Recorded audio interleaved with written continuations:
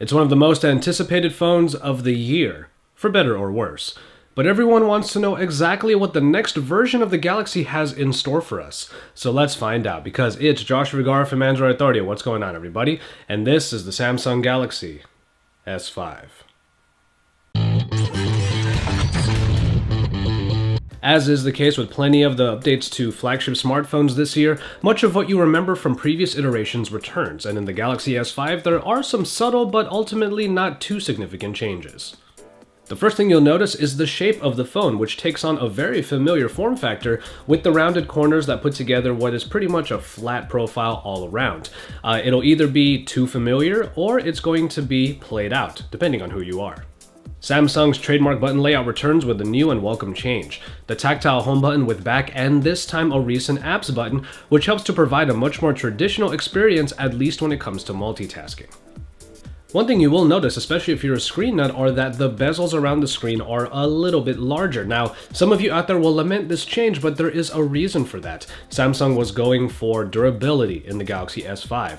So when this lands, if you happen to drop it on the sides, perhaps the screen is going to be a little bit more protected. And also, you also get that IP67 certification. Come around to the sides and you'll find the same button layout atop a slightly different backdrop. Now, while we did see a somewhat notebook design introduced in the Galaxy Note 3, this time around the ridges are much more pronounced and neither detract or add to the handling, because the sides, for all intents and purposes, are still flat, so the experience is largely the same. Head down to the bottom and you'll have the micro USB charging port that is now covered by a piece of plastic, another facet of that IP certification I just mentioned.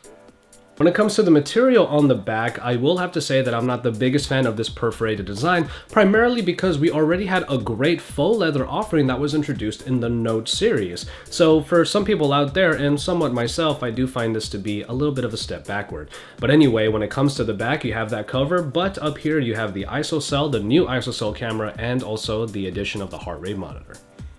Ultimately, however, looks are one thing. Handling is a whole different story. And in that regard, I have to give Samsung some credit because they believe in their design, and if it ain't broke, they don't necessarily have to fix it. The size of the phone, even with the 5.1-inch screen, is still highly accessible, as it is only marginally larger than its predecessor. If you were a fan of the handling experience of the Galaxy S4, you get largely the same deal here. It's an aspect of the phone that always strikes me first, the ease of use in one hand and the ability to reach most places on the screen because of the ergonomics. So if the looks of the phone are going to lose some points, maybe it redeems itself by having a form factor that is ultimately familiar, meaning that the learning curve on the Galaxy S5 is really not all that steep at all. Samsung continues its tradition of Super AMOLED displays by bumping up its size by 0.1 inches, and pretty much everything you may expect from this 1080p resolution screen with 432 pixels per inch is here in the Galaxy S5 display. Highly vibrant colors do justice to the updated version of TouchWiz, as colors basically pop out and punch you in the face.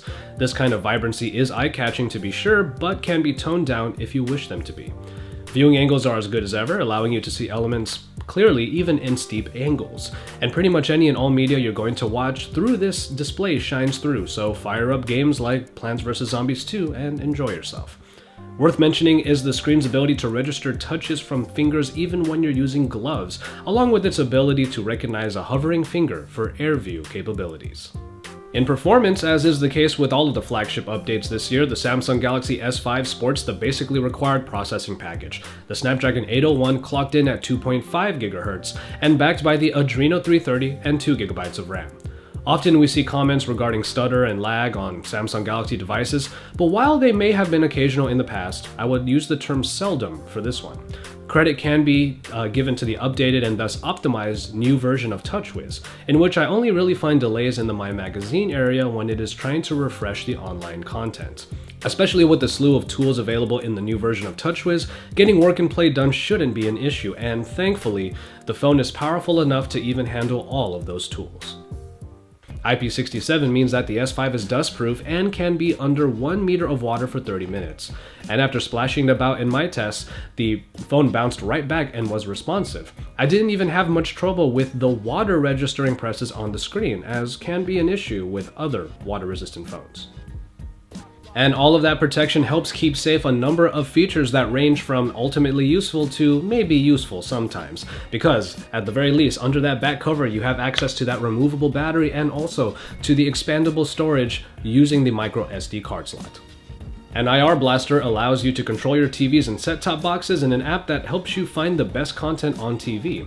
And the sensors within the phone help with various functions like the S-Health pedometer and the air gestures, all of which make their return in the S5.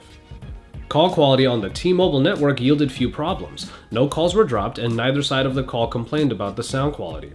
And speaking of sound quality, the speaker of the Galaxy S5 is still relegated to the backside portion and mostly retains the experience of before, with a pretty one-dimensional sound and a lack of volume. While it is possible to mess with the settings in order to achieve a slightly better sound, overall, the Galaxy S5 speaker just pales in comparisons to any of its competitors that have front-facing speakers.